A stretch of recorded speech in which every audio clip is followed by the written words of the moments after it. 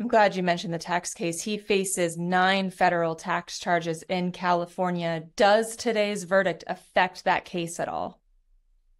Today's verdict doesn't affect that case, but I think it's worthwhile to sort of look back at why we've ended up at this point where we had the gun case in Delaware and now we have the tax charges filed in California.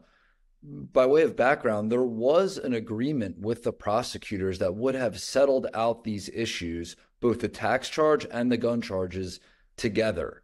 The judge in Delaware rejected that agreement straight up because the judge in Delaware said this seems to provide broad immunity for Hunter Biden, not only for alleged past crimes, but potentially future crimes.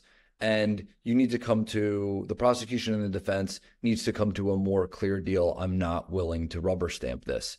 That moment galvanized a complete change for Hunter Biden's legal landscape. He then faced the gun charges in Delaware, and then the tax charges were removed and separately filed in California. So that's why we're here today.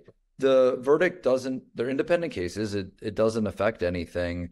It's just more trial and more potential jail time for Hunter Biden in California. So today is effectively not the end of Hunter Biden's legal saga, is what you're saying?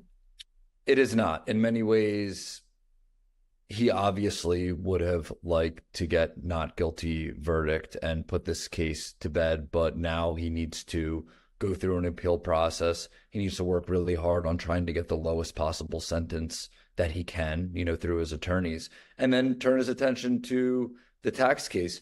Maybe this galvanizes him and his counsel to work with the prosecution in that case and try to come to a plea agreement there. If he does think that jail time's going to happen in the gun case, then maybe he just figures try to find a way to wrap this matter all up at once. It's so, fresh and new right now that the attorneys are going to have to go back and really strategize and look at everything broadly before they go ahead and advise Hunter going forward.